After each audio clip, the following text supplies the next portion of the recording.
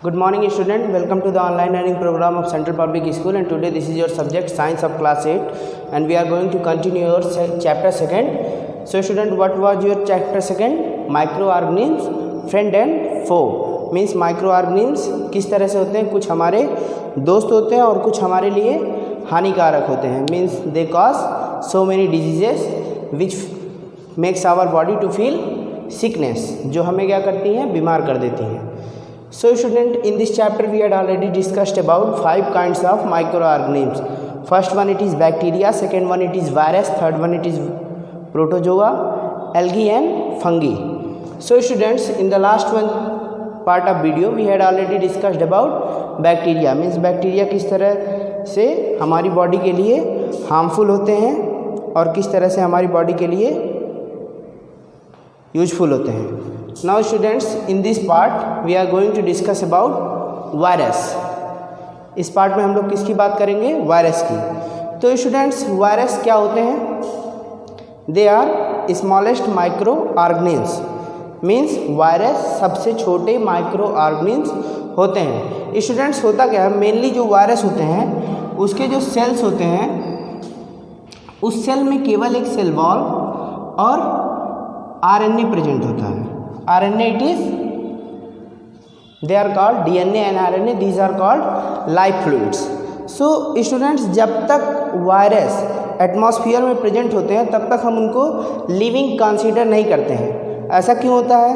क्योंकि वायरस अगर हम इनको इनका अगर हम ब्रीफ स्टडी करें तो हमें ये पता चलता है कि वायरस ना तो रिस्पिरेशन करते हैं, ना वायरस फीड करते हैं, ना वायरस ग्रो करते हैं, ना ही वायरस मूव करते हैं. मीन्स जो लाइफ कैरेक्टर हैं, जो लिविंग कैरेक्टर हैं, ये सारे कैरेक्टर वायरस शो नहीं करता है. तो इसीलिए हम वायरस को क्या कहते हैं, virus is a non living thing. But after having a host cell, means जब किसी की बॉडी पे जब वायरस का अटैक होता है और जब वायरस उसके सेल में इंटर कर जाता है तो after entering in the cell virus become living. Virus become living. After entering in the cell, what virus do? It occupy the other cell and starts multiplying. ये क्या करते हैं स्टूडेंट्स, वायरस जाते हैं जब हमारी बॉडी के अंदर या किसी भी सेल के अंदर, जब वायरस जब तक उसके बाहर है तब तक इनका कोई इफेक्ट नहीं है. लेकिन जैसे ही उस सेल के अंदर ये एक बार एंट्री कर लेता है उसके बाद ये अपनी रिप्लिकेशन चालू कर देता है, अपना मल्टीप्लिकेशन चालू कर, और क्या होता है, और इसकी प्रोडक्शन काफ़ी तेज़ी से बढ़ जाती है. स्टूडेंट्स, मेनली वायरस को क्या कहा जाता है, they are agent of diseases. Virus क्या होते हैं, बीमारी के एजेंट होते हैं. बहुत सारे, जैसे एड्स हो गया students, AIDS is called by acquired immuno deficiency virus. So ऐसे करके एक्वायर इम्यूनो डिफिशियंसी सिंड्रोम उसको कहते हैं हम लोग, इस तरह से करके.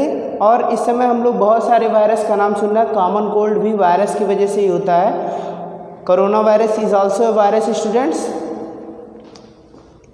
In this present time corona virus is a pandemic all over the world.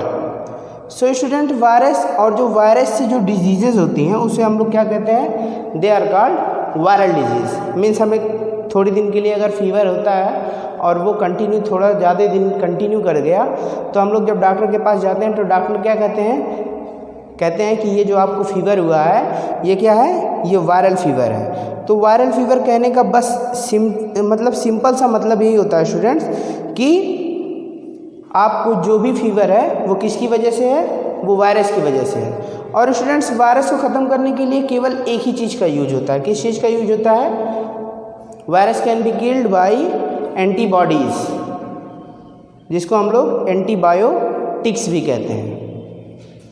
Now students, see the line of your book that human disease such as common cold, influenza, measles, polio, chicken pox, small pox are caused by virus. Means students, common cold, measles, polio, उसके बाद chicken pox और small pox, ये सारी जो diseases हैं ये किसके वजह से होती हैं, वायरस की वजह से. Now students, we will talk about protozoa. Protozoa क्या होता है? Protozoa are a group of single celled micro organism. Protozoa क्या होता है students? They are a group of single celled micro organism. Means single celled micro organism, बहुत सारे micro organism मिलकर एक ग्रुप बनाते हैं और वो ग्रुप क्या क्रिएट करता है स्टूडेंट्स? वो ग्रुप क्रिएट करता है, उसको हम लोग प्रोटोजोआ कहते हैं। प्रोटोजोआ का स्टूडेंट्स मेनली बहुत सारे एग्जाम्पल होते हैं, लेकिन अमीबा, पैरामीशियम, प्लाज्मोडियम, ये सारे क्या होते हैं? ये सारे प्रोटोजोआ के कॉमन एग्जाम्पल होते हैं। बहुत सारी डिजीजेस स्टूडेंट्स, जैसे malaria is caused by protozoa. Malaria क्या होता है स्टूडेंट्स? मलेरिया डिजीज जो होती है ये भी प्रोटोजोआ की वजह से होती है।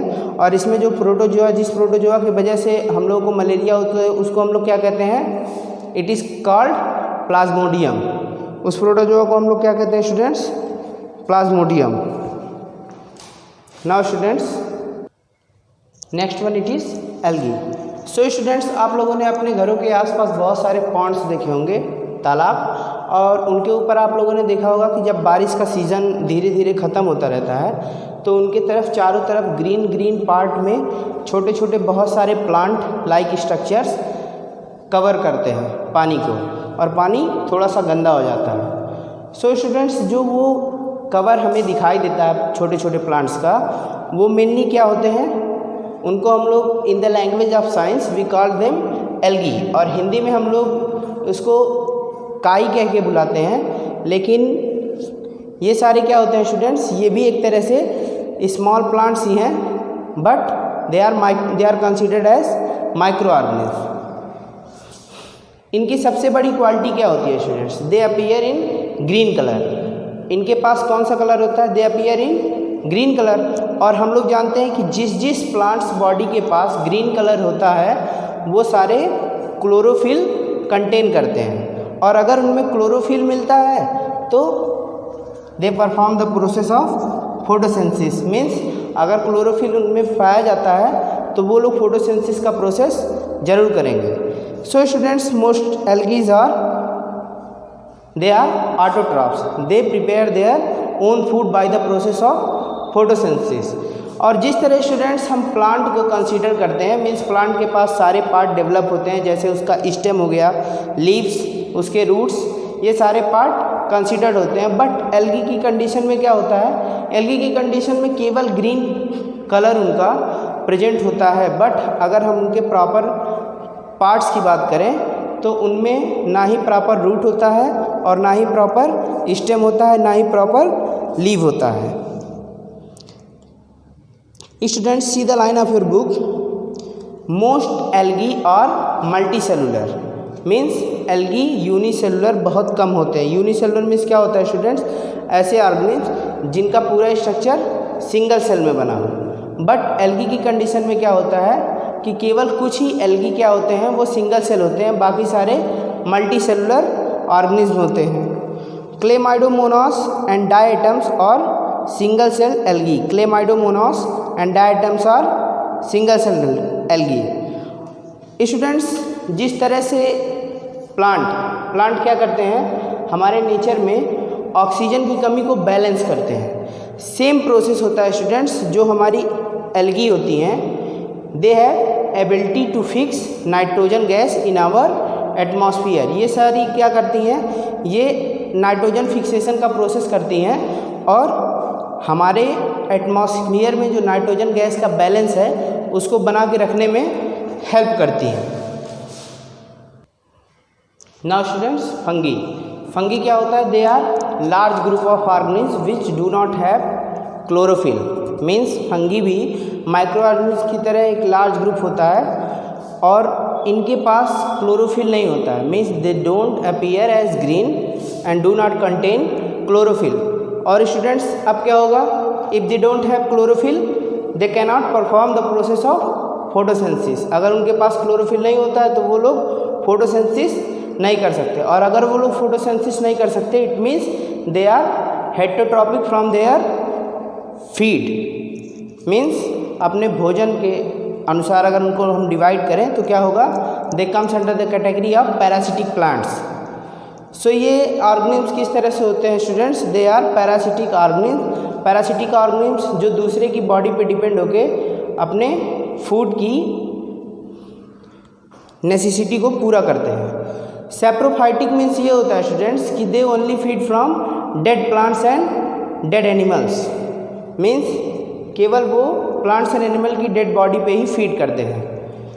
Now students, bread and mushroom, you eat bread, it is the result of the fungi yeast, and mushroom is also the result of fungi. Students, fungi need warm and moist condition to grow. Means fungi को अपने development के लिए कौन सी condition चाहिए? Warm condition, या तो बहुत ज़्यादा गर्मी हो या तो मॉइस्ट मीन्स ज़्यादा नमी रहती हो, ऐसी कंडीशंस में फंगी ग्रो करते हैं। स्टूडेंट्स, मेनली जो ह्यूमन में फंगीज की वजह से जो डिजीज़ होती हैं उसमें रिंग वॉर्म और एथलेटिक फूड, ये दोनों काफ़ी फेमस है। रिंग वॉर्म काफ़ी ज़्यादा फेमस डिजीज़ है स्टूडेंट्स। और एथलेटिक फूड में क्या होता है?